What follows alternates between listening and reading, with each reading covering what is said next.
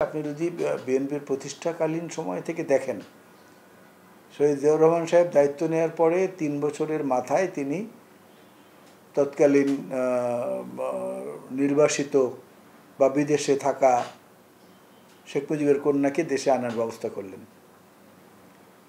সে কন্যা দেশে ফেরার ১৭ দিনের মাথায় জিয়াউর রহমান সাহেব নৃশংসভাবে নিহত হয়েছেন। সমস্ত রকমের নিরাপত্তা তার ছিল, তারপরে ওটা হয়েছে খুব কাছের লোকজন কর্তৃকই হয়েছে।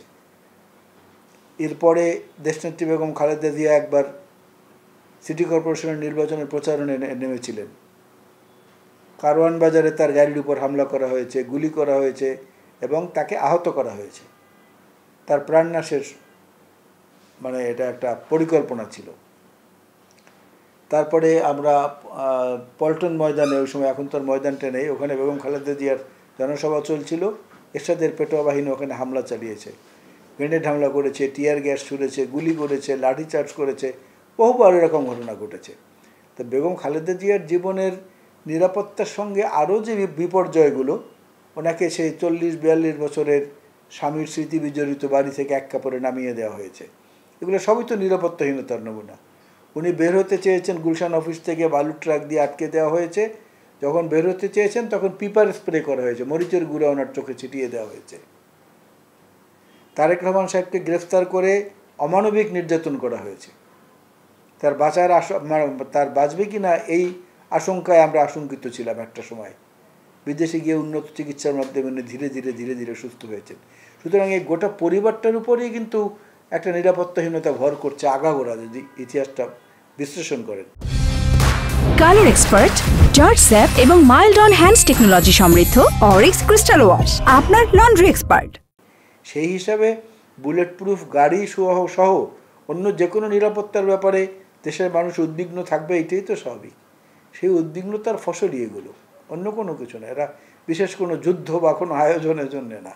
তারেক রহমান দেশে আসছে না, ফেব্রুয়ারিতে নির্বাচনের ঘোষণা দিয়েছে অন্তর্বর্তী সরকার, দেশে আসছে না কেন এখনো? বিলম্বটার জায়গাটা কোথায়? চলে আসবেন, উনি তো ওখানে একা না, ওনার স্ত্রী আছেন, ওনার কন্যা আছেন, তারপর ওনার প্রয়াত ছোট ভাইয়ের স্ত্রী, তাদের কন্যারা আছেন। সব কিছু মিলে কিছু বাস্তবতাও আছে। আমাদের বাংলাদেশের সামাজিক অবকাঠামোতে মধ্যবিত্ত পরিবারের কিছু টানাপোড়েন থাকে। দেশনেত্রী বেগম খালেদা জিয়ার কিন্তু কোনো নাতি নাই, সবই নাতনি। তারেক রহমানের কিংবা আরাফাত রহমান কোকোর কোনো পুত্র সন্তান নাই।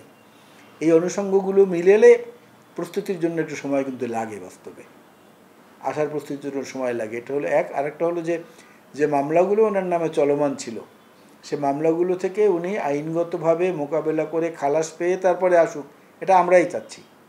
আমরাই দল থেকে ওনাকে বলেছি সমস্ত মামলার বেড়াজাল ছিন্ন হোক, তারপরে আপনি আসেন।